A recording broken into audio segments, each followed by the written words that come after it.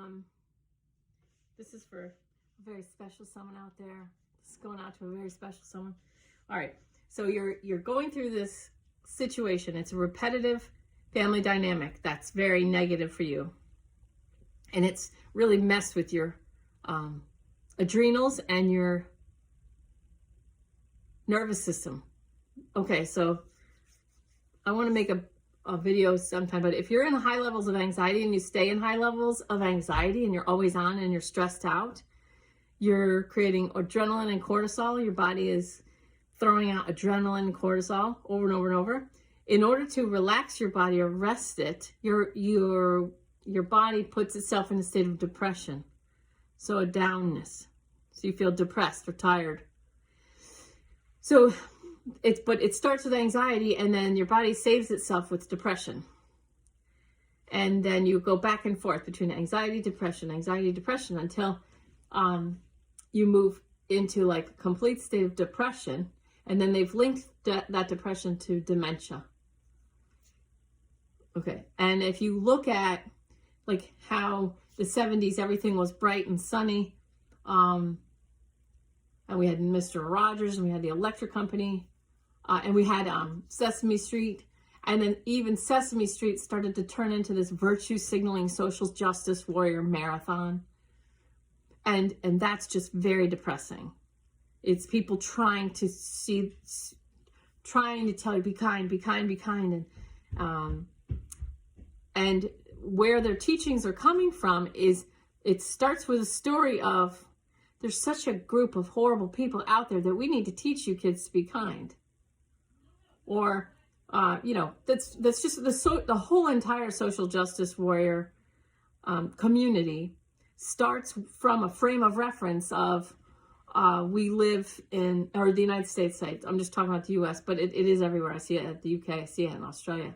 So the whole social justice warrior community basically starts with a frame of reference that there's a whole lot of racist, sexist, homophobe, all this stuff. and it's been funny to me, that the left, like, they'll sing with the Islamists, and it's like, that's why Islam was right about women was so funny. And it was making them mad, and they didn't know why it's making them mad. Well, so the cognitive dissonance, okay. So these people who are trying so hard to be good people and be seen as good people and train kids to be, they're trying so hard. They're starting from a frame of reference of, there's a chunk of these people that I don't personally know really, or that the news or whatever has, or people who use this language. So I used to have this client who was he's an older man, older than me. He was a cross-dresser. And we were at Thanksgiving a few years ago, and my cousin, who's older than me, mentioned a cross-dresser, and her son and girlfriend were like appalled, because that's not the correct lingo anymore. They've changed the lingo, and now all the intellectuals who have been keeping up with the correct, proper language can use it as a weapon in their mind against their relatives who we don't care to catch up. I'm not going to learn 71 new pronouns. I don't care. I'm fine with the old ones. Like, let's go from here. Let's end slavery. Let's end hunger. Let's stop all the trafficking, right? I don't want to take the time to learn 71 new pronouns, because you're just going to come up with 4 tomorrow, new ones. And imagine if everybody had preferred pronouns, like everyone had preferred pronouns, and you had to memorize everybody's, or you had to look up in your phone, like, oh, I have your pronouns right here. Hold on. Let me just look that up before I have any kind of a conversation with you. I'm sorry. That's hilarious. That's just funny. It's the same thing with like taking somebody's last name and using hyphens, if everybody did that, how many generations would it take till you had 25 last names all hyphenated? It's fine. I don't care. I really don't care. I'm really not in the real world so much that I care about pronouns and hyphenated last names. But this is the stuff I think about. Just hilarious. Okay, so you get these social justice warriors. They're trying so hard to be good people or be seen as good people that they start with a really hateful, horrible, negative frame of reference that all these people are so bad. Okay. Then they give themselves this really big task of fighting against it, fighting against the patriarchy, fighting against the homophobes and the racists and sexists and stuff. And they end up becoming the actual racists and the actual sexists. Now, you can't tell them that because then you'll get called a name, and then it'll be like, well, there's no point in having this conversation because silence is the best response to nonsense. Now,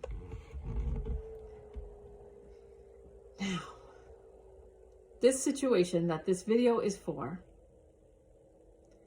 there's a family dynamic set up where one of the children, for whatever reason, is expected to help one of the other children. Okay. Let's call the one who's the designated helper is child A, and the designated helpee is child B. So child B makes horrible choices. Absolutely horrible choices. Dating drug addicts, keeps going back, chooses to be with multiple people who go to jail. Now, this person has suffered, and every time they're in a bad place, they call child A. And child A comes through for them, whether it's money, time, energy, or advice. So energy takes a lot of forms. So energy, like if people used to say all the time, I used to get calls and texts constantly. Hey, can you just send me some energy? This is happening. Hey, can you? Now, the people who are doing that have no idea that about 20 other people do that too. So I'm holding my newborn daughter, just relaxing, rocking in the chair, and I'm getting, hey, this just happened to me today. Can you send me some energy? Not a big deal, right? Not a big deal if I only have 3 friends. Right? But it adds up. It adds up when I have friends and I have clients and I have acquaintances. It all adds up. And then I end up going, well, energy's free. All right. And so instead of being present with my little baby daughter, I'm sending energy to that was a drug addict problem too. Okay. All right. So child A keeps coming through for child B. And the parents of the children are operating from a frame of reference that only child A can help child B. Like both parents, as much as they think they would like to help child B, for whatever reason, child B has manipulated the dynamic and probably probably what happened in childhood at some point was the parents told child A, help your sister, help your sister, help your sister. And so in doing that, because as a child A had nothing else to do. Maybe they got their work done and then now help your sister, help your sister, help your sister. Child B became dependent on child A. Sucking energy off child A. Now, child B has grown accustomed to this total energy vampiric dynamic, which served the parents. So the parents were served by child A helping child B. Whenever child B had a problem, help your sister. Help your sister. Okay, so it became this dynamic. This one never has to really take any responsibility. This one can just kind of learns to what degree I can float in outer space, make horrible choices, really get myself close to the edge. Oh, help me. And then child A helps, right? Child A now has issues. Has some issues that really need to be taken seriously. Child A's body is very clear that she's got to take care of herself. There's all different ways child A's body is screaming out for attention. Help me, help me, help me.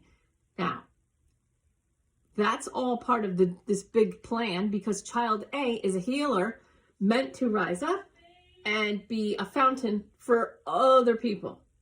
So child A's vibration is, low right now, because child A is giving energy here and giving energy to the parents. I'm trying to help. And then child B, all child B has to do is make a phone call. She's not having me. Now, these are adults. This started in childhood. This dynamic was started over a decade ago. I don't know how old anybody is, let's just say. But this dynamic was set up years ago. And I knew a person a long time ago where it was like four siblings had to give to one sibling. And one of those four siblings got cancer and was still expected to help the one healthy brother. That was a brother. So these family dynamics, and I had one of my own that I had to break. I had to break one. So these family dynamics are going to be unearthed and looked at this year, 2021, because we don't belong to each other. We're all just individual souls coming in to do our work. So my own mother, when I was like crying about her, you've heard this 100 times if you listen to my videos, she said, my death was nothing about you. My life was my own life. I came in, I did my work. You come in, you do your own work. Like, I'm not your mother. Stop using that identity to hurt yourself. My mom. It sounds cold, but she was like setting me free. She's like, look, I was just a soul, just like you. I came in, I did my life, I did my work, and now I'm out. I don't want to come around you when you keep crying. You cry every time I come around you. You cry, and it's like you're trying to cry. It's like you're crying to show me how much you love me and how much you miss me. And she's like, look, I'm right here. I'm just right here. I'm always right here. So live for the living. That's what a lot of them all said. My mom, live for the living. So my mom gave me that awareness from spirit. And now I'm trying to give this awareness to people who are in life now. I know people miss people. I get it. I've had to let go of people. But sometimes you can let go of a friend, clear the dynamic, and then that friend can come back into your life with a new, clean, fresh start, a new clean dynamic. And maybe all they wanted was, because maybe you've done a lot of growth and you're like pushing off from your friends or whatever, or family members. And then by clearing out your own self, A Course in Miracles is great. We're doing that right now. By clearing out yourself, by clearing out the dynamic between you and your friends and family members, by keeping it clean, they will be able to come back because there won't be the attachment of, I miss you. I'm telling you, my mom, her spirit, it was like, it wasn't hate, obviously, but it was like, hates that. I miss you. It's such a low vibration. It's so like gross. It's so sticky. Mara would call it grippy. It's so grippy. No one wants to be gripped. It's like, let me just stay. Okay, so child A has been feeding child B. And in working with child A, to set healthy boundaries, right? Every time child A sets healthy boundaries, she gets more perspective on the relationship with child B. And she gets more perspective on her relationship with the parents. So she's been working her ass off. Okay, she's been working so hard. She's been working her ass off to try and keep her body safe, or body healthy, trying to make her body healthy again, and to carve out some space in her life for her and her mate, and maybe some babies in the future. Just saying. Baby dogs or baby humans, baby goats, baby chickens, whatever. But if she doesn't carve out this space and say, oh, would you please give me some space here? She's never going to be able to have the marriage she wants, have the children she wants and the relationship with those children, you need space. Every human being needs space in order to have the relationships with the spouse, with a child, with another child, animals that they want. If you have people constantly sucking off you, then you're going to be throwing someone under the bus. If you're constantly trying to take care of a sibling or, a friend, anybody, it doesn't matter. It might, in this case, it's siblings, but it could be a friend, and it could be a cousin, it could be a parent. There's all these therapy people who are doing YouTube videos about narcissist parents, narcissist mothers right now. There are so many people doing free things on YouTube in the interest of helping anyone who wants it. And there's a lot about narcissism, covert narcissism. I saw some covert narcissist stuff that really helped me understand one of my dynamics that I had to just break free of. It's awesome. It's just awesome. And you're not really related, spiritually, from the spiritual perspective. Because that's what my mother said. She goes, you want to show me how loving you are? Love Jeffrey Dahmer. And that was after, he had done all of these things. So that was like, what? And it was like, if you're a loving person, show me that you can love Jeffrey Dahmer. Let's see it. So, I thought about that and chewed on that. I was grossed out, of course. And then as time passed, I realized more and more and more. And that's, Renegade Yogi. Bless all, forgive all, respect free will choices of all, love all. It doesn't mean I condone Jeffrey Dahmer's behavior or anybody else for that matter. Doesn't mean I condone anybody's behavior. But I do bless. They have free will, same as me. So I bless them. I forgive them in all directions of time. Because what I don't forgive is like me carrying around a rock. If it's a little thing, it's a pebble. But if it's a big thing, it's a heavier rock. It's some story that I'm carrying around that the law of attraction is forced to recreate, to show me what I'm carrying. So Mindy's daughter, Jessie, yesterday said, this is her. She said, when you tell them trying is not doing, they feel the truth in that and they understand to some degree, but they don't know how to stop trying. So you say trying is not doing, they get it and it feels good. And they want to let it be easy. You say trying is not doing, let it be easy. And they want that. And they can feel it when you say it. They feel the energy and they're like, yes, I want that. But then they get to a point where their awareness of that whole process stops right there.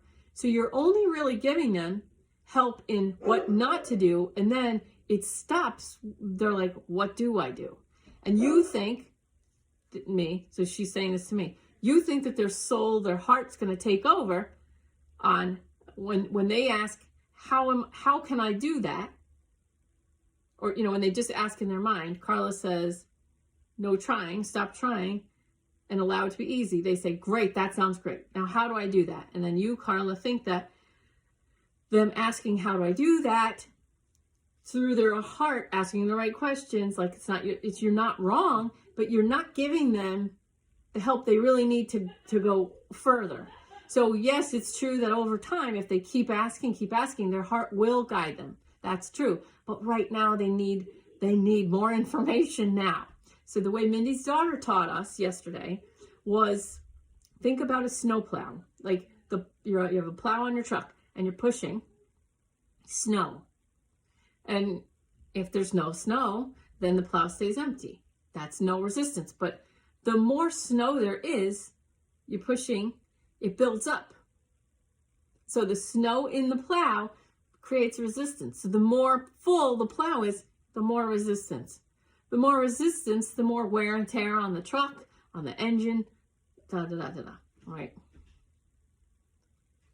So she says, trying. When people are trying, they're plowing snow. They're putting snow in. They're trying to do something. The harder they're trying, the more snow is in the plow. The more they're trying, the more snow that's in the plow, the more the resistance. Oh, I'm trying. Okay. So they may be able to, they may have a conscious or an unconscious or a subconscious or a sentient, like a clairsentience feeling that I know I'm trying. They may have that awareness. And they may also have the awareness that they want to stop. So the way to give these people a way to stop is, oh, I feel myself trying. There must be snow in my plow. I'm creating resistance. I keep trying. I keep creating more snow in the plow. Okay, so now the snow in the plow, with all that resistance, and it makes me a vibrational match for more crap, more snow that matches what's in the plow already. So whatever I'm pushing against, whatever I'm trying against, that's that energy of whatever the snow is, whatever I'm trying to do, the snow that's in the plow is the opposite. So I'm trying to be a good person. The snow in the plow is I'm afraid to be a bad person. Okay? Because I'm trying to be something, I'm trying not to be something I think I am. So I'm trying to fight against whatever the snow is in the plow. So I'm resisting the snow in the plow. That's the resistance. God, I hope I'm doing this right. I mean, I hope I feel it and I see it. I'm just trying to use 26 letters of an alphabet to form words and sentences in order to create the understanding of the concept. So you got to kind of feel this. If I don't think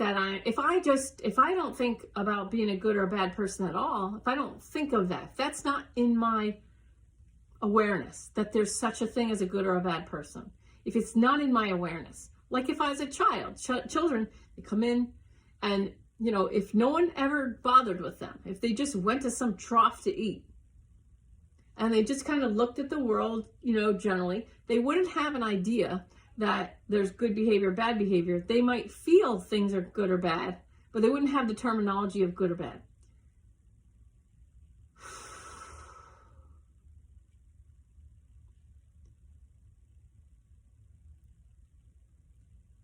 The trying to be good is the same thing as a worry about being bad.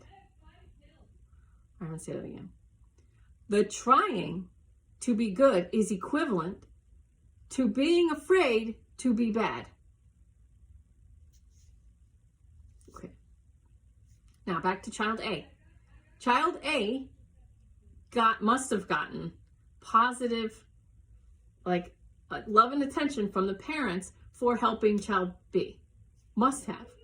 That's what creates this dynamic. Something positive. Child A must have gotten accolades or felt like they deserved love when they helped child B. So child A must have felt lovable or worthy of parents' love when she helped child B. Okay? Now, fast forward, she's an adult. And child B probably also saw that the parents were happy. My parents are happy when child A helps me. It makes my parents happy to see child A helping me. So child B uses child A to get help, then they have less responsibility. Their life's much easier. And then they still get that positive feedback from the parents. So they still get attention, what they feel as positive attention, because the parents are not telling child B to fucking take responsibility for your own fucking life. The parents are still torturing child A to help child B. So this dynamic is still intact. It's completely intact. So child B is only getting fed by this dynamic. So until the parents stop giving positive attention, what she feels as positive attention, it might not be. They may roll their eyes. They may go like, oh God, she's doing it again, or you know, but child B is still experiencing it as love, positivity. Yeah. I'm itching like everywhere. My hands feel so stiff and itchy and so red. Go grab a leaf off the aloe plant. And then come in here. Bring it in here. Okay. So here's my advice to child A.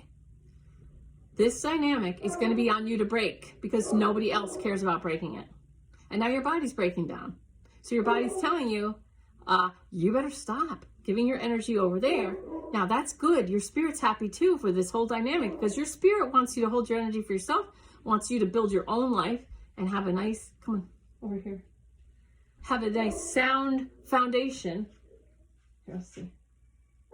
Come over here. Oh, were you on the bars? No. Can you go just grab a big one off. Okay. So child A is the only one who can break this dynamic. Now, child A has to stop participating in this dynamic with child B and the parents. So at this point, child A is under the impression that it's just child B, child B, child B. If child B would follow the script I'm writing in my head and get her shit together, then I could just like live the life I want. But that's not true because the parents are participating in this, it's a degrading, toxic dynamic. So the parents are willfully compliant and they are participating. So we all come in to this lifetime with a sacred contract where someone else has a power contract with us. Okay, great. Here. Which hand? I mean, where is it on your hand? Okay, here, you do that. I'm going to get this one ready. You do that on that hand. Okay. So the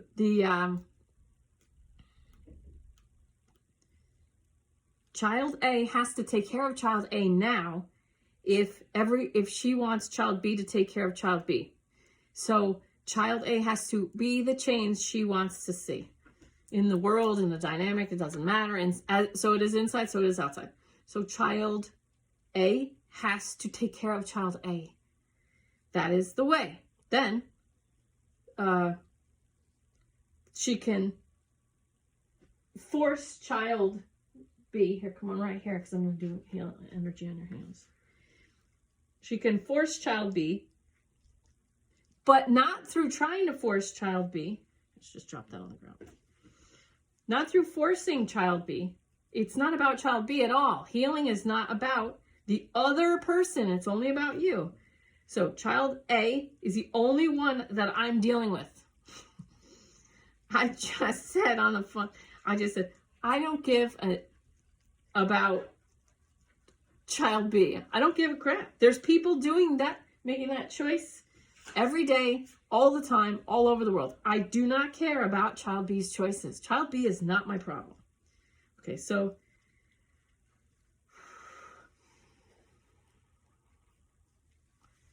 all I'm dealing with is child A. Okay, so let's go. Put your hands together. I'm just going to do energy. Focus on your palms right now.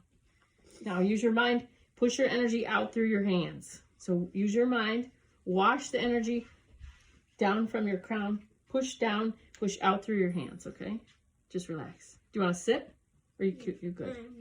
Okay. So child B is totally irrelevant. Whoever you're writing scripts in your head for, whoever your ego is writing scripts for in your head, if you catch your ego writing scripts for someone else in your head, there's your work. It's time to do some work. So sit down and say, okay, my ego is writing scripts for this person. It's irrelevant who it is. It could be a boss. It could be a parent. In this case, it's child B. My ego is writing scripts in my head for this person. That means my work is here. Now, the person my ego is writing scripts for is completely irrelevant. If that soul was not playing that role, someone else would, because your soul is attached to the lesson, not the classroom. So your soul's attached to the lesson. If child B is not going to play the role, someone else will. Your soul will haul somebody else in. That's why you see these women get divorced and they start dating again, and pretty soon their boyfriend starts having the exact same issues as their ex-husband. And they say, why do I keep da-da-da-da? Well, because your soul's attached to the lesson, not the classroom. I was saying something. Okay, so everybody comes in with some human. This is part of the game. Some other human has your power contract. There's some other human that has your power contract. Who is it? I wonder who it's going to be. Sometimes it's your same-sex parent. Sometimes it's your sibling. Sometimes it's your very best friend. Sometimes it's your first love. I don't know. But someone has more control over you and your mood than you would like them to have. So,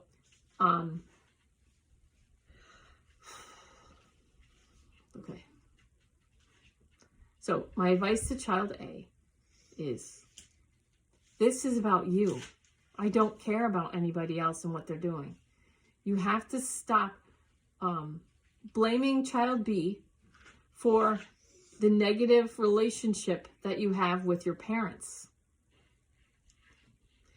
And it would be great if the parents would stop putting the responsibility for child B onto child A. But why would they? They're involved in a dynamic that they're unconscious of. It doesn't hurt them. So they're going to keep doing it all day. Carolyn Mace has a great book, Why People Don't Heal and How They Can. If a dynamic is serving someone, it's not going to be on them to change it. So this dynamic is fine for the parents and child B. But for child A, there are significant things happening, breakdowns happening, to get her to break this dynamic, which is great because she's meant to be a bigger healer, a bigger, larger source of energy in the world. What's she doing? What is she chewing on? Oh, she's chewing on the... Anyway. It's a wonder I make any videos ever. I know I make them in my car. And can I go take a shower? Yeah. Maybe that one help, you know? Okay. So child B, or child A, this is all we care about is child A. Number one, you cannot answer questions that are not questions, that they're statements in disguise. Dr. Phil said, that's not a real question, that's a statement in disguise. That helped me so much when I realized, when people say, why did anyone vote for fill in the blank? Why would anyone vote for that person? That's not a question. I got my head ripped off 12 times before I figured out, oh, that's what Dr. Phil was talking about. That was a statement in disguise. Saying, why would anyone vote for da-da-da, was a statement. Anyone who votes for da-da is a dipshit, you know, or whatever. Okay, so I learned, God, 47 times I think it took me to learn not to answer questions that are just statements in disguise. When child A gets a call from the parents, why aren't you helping your sister? Or your sister said that she tried calling you, didn't help her. And so the parents come down on child A. I'm going to give you some graphic advice that I gave to child A because I've been dealing with this dynamic for a while, and I just thought today was the day for some tough love. So child A, I said, don't use the word boundaries. When you say boundaries, a therapist would understand, but what your parents are hearing is I'm keeping my sibling out. So when the parents hear boundaries, they hear, I refuse to help, I'm keeping that person out.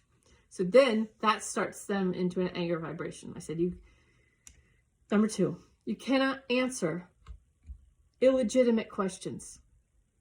If you answer them or defend yourself. You're giving your power away on a silver platter. You cannot defend yourself. When you're trying to break a dynamic, the last thing you want to do is defend yourself. When you defend yourself, you're validating the behavior, and you're keep in mind, I'm not a therapist. I'm an energy healer. I feel it as energy, and then I describe it in normal language. So I'm not a therapist, but what I do, people are positively affected by. So if you don't like the way I'm doing it, then you need to go find a therapist channel. So I'm doing this from an energy perspective, breaking an energy dynamic. That's the way I do it. That's how I work, is changing and shifting energy dynamics. So people with breast cancer, ovarian cancer, the energy dynamic is over nurturing outside themselves. They don't keep anything for themselves. And then cancer can show up in the mothering parts, or like parts that make people mothers, you know, like ovaries and breast tissue. With men with prostate cancer, there's an energy going towards fear of money. It doesn't have to be rational or reasonable. It's just, that's what your body's telling you. You know, from what I've seen, tumors and stuff like that is energy that you're using to block your own self for some reason. And then if we can find the root cause of why are you doing that, then we can bring that to your awareness, and that'll shift it by 40%. So that's what I do. I'm not a therapist. This is not therapy. So I'm allowed to yell at people. I'm allowed to swear at people if I feel like it. I'm allowed. Okay. No defending yourself. If you want to break this dynamic, if you want to shift this dynamic, no defending yourself. No. Hi. Is that jelly on the table bad? No. I was just going to merge them. Okay. Maybe I don't have ADD. Maybe I just have children. So here's my advice to I adore this human being, this healer who's going to be very happy, create a very incredible existence for herself if she could just keep her energy where her soul wants her to keep her energy, rather than giving it away in a dynamic that no longer serves. And I can't say that it never served, because everybody was happy when this person was little. Everybody was happy. So yay, keep it going, keep it going, keep it going. Well, now it's not serving anymore. It's 2021, and this person is meant to completely heal herself and get strong and create a magical, powerful foundation from which to do magical, amazing healing work, you know? So, and I don't mean magic with a K. I'm not talking about any of that. I love Jesus. I'm a huge fan of Jesus. I stay in the center of the big white spotlight of the highest, holiest source, creator God. And I guide all my people to do the same. So, sibling B is not going to stop. Just not. Okay? What needs to happen is child A just needs to break the dynamic and get out and and move out of it, and then let child B try and get the needs met from the parents.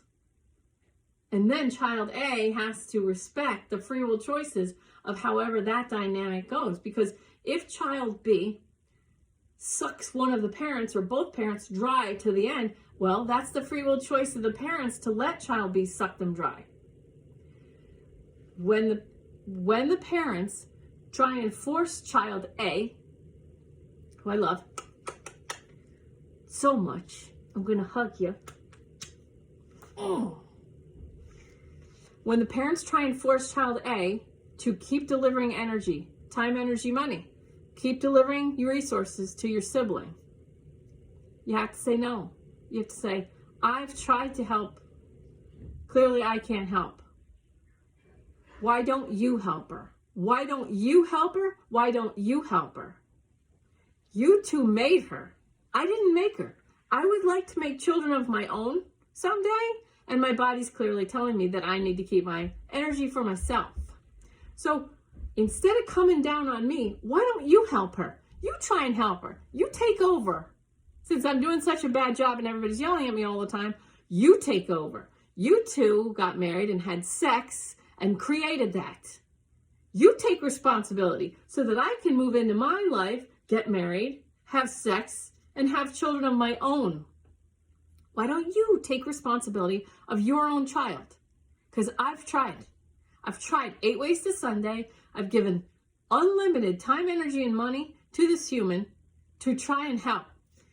They aren't helped. And so it's just, this person is just like a human garbage can for me to put energy into until I decide that this is a waste of my time. So I would instead like to stop throwing resources away and use my own resources to heal my own body and to heal my own life and to create a solid foundation for my own family. Then child A needs to do is ask questions. When you feel that somebody is trying to either keep you in a dynamic or force you to stay in a dynamic or force you to create a dynamic, or try to steal your power, like the New Agers say, stealing your power. You can't use language like that on parents like this. You can't use the word boundary because they hear a completely different definition. Everybody has their own assigned definitions. So to these parents, I don't know how old they are, but you can't use the word boundary. It doesn't work. You can't use therapist words to non-therapist people. You can't use therapy words to people that have no desire to be in therapy and people who just want to keep a dynamic that's clearly toxic going. If they just want to keep the dynamic going, then everything you say and do to try and show them, I'm just trying to let you see, it's not working for me. They're just going to go, oh, would you just do it? Just do it. Stop not doing it. It's always been fine. Why are you ruining it? Just do it. That's where they're coming from. This dynamic serves them. It always has. They just want you to just do it. Just do it. Would you just do it? Just do it already. You know what I mean? So you have to ask them questions like, why don't you do it? Where are you?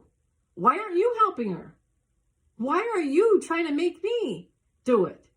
Do you not think that what you guys do has nothing to do with my health issues?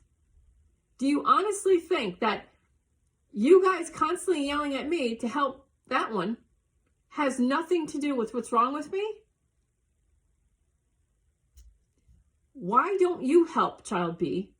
And then in a year, when she's still doing the exact same mistakes that she's doing now, I can come to you and I can say, why aren't you helping her? Why aren't you helping her? And then you can say to me, we're trying, we've tried. You can go, now you know how I feel. So it's not tit for tat. It's just breaking the dynamic. The only way to break a dynamic is to ask questions. Hold on to your own power. Recognize which questions are legitimate questions. And don't answer statements in disguise. And do not defend yourself under any circumstances. If you feel like you want to defend yourself, ask your heart, what question do I ask instead? Why aren't you helping your sister? Why aren't you helping my sister? Well, you're the only one that can help her. Why is that? Like this. Okay, now it's a trifecta. My dad just gonna. Okay. It's the trifecta, so I'm gonna go. Thank you. Freezing out. It is? Poor Dad. Okay. You're just going to break the dynamic. Okay, don't worry about boundaries. Don't worry about the word boundaries. I choose to allow God, the highest, holiest source creator energy, and all deceased loved ones and all ascended masters to assist me in the destruction of this toxic dynamic in my life. I recognize that it's not about child B, because if it wasn't child B, it'd be somebody else. I recognize my soul is attached to this lesson, and the classroom is child B. I allow God, highest, holiest source, creator energy, to assist me in the destruction of this toxic dynamic. Did you look at her? I did. I'm gonna. Yes. Well, it didn't materialize in anything yet. Not measles or anything, right? I don't know. It just started like minutes ago. I don't have to go. Anyway, don't defend yourself. Don't answer statements in disguise. And if you feel like they're trying to force you back into the dynamic that you know you want to break, ask questions instead. Ask questions. Ask questions. Keep putting it back on them. Keep putting it back on them. Don't have to get mean. You don't have to yell. You don't have to get ornery or crazy. Just, why don't you help her? Why don't you? Why don't you? If you're defending yourself and you're answering, if you take on the question, why aren't you helping your sister? After you've already done all you can do. If you're going to answer that, then you're validating that that's a valid question. And if you're trying to smash the dynamic, that is not a valid question anymore. So don't answer invalid questions. Don't answer statements in disguise. Don't defend yourself or your position or your mindset. And silence is the best response to nonsense. All right, that's long enough. I got to go check out my baby. Okay, but if you don't break this dynamic now, when you do have kids, you're going to be running to that human over your own kids. And I'm starting to feel like I'm ignoring my baby. So you want to have the time and energy for your own family and not throw them under the bus just to run. It's a great time for you to break these dynamics. Really great time for you to break these dynamics. Not just because of your age, but also because of 2021. The planets and everything's in alignment for you to break all these old dynamics, all these old patterns. It's time. It's perfect time. It's perfect time. And once you get this squared away, because, tell you, after I got married, I had an unhealthy dynamic with my power contract person. And after I got married, I was dragging my whole family. Like shaking my head, SMH my head. I used to drag my whole family. We have to go. And if my husband finally goes, well, we're not going. You go. I was like, what? What do you mean? What are you talking about? He's like, you want to go? You go. And my angels are like, you're telling me you're wrong about what you think this is about. So I looked at him, I go, what is this really about? And he said, she has you under her thumb. She calls and you jump. You go. It doesn't matter what we're doing. You just go. Like, it doesn't matter what's happening with us. You just think you have to be at that person's side. That person has a husband. That person has family. You don't even have a mother. And you're always running to her. Whenever she snaps her fingers, you're right there. I was like, oh my God. And my dead mother in my head is going, he's right. And my dead mother is exactly like my husband. So it's cool. It's all good. Have fun breaking this dynamic. It's not easy. Stay grounded, calm and center. Okay? Remember, it's working for them. Since it's working for them, you're the only one that can do it. All right, I love you. Peace.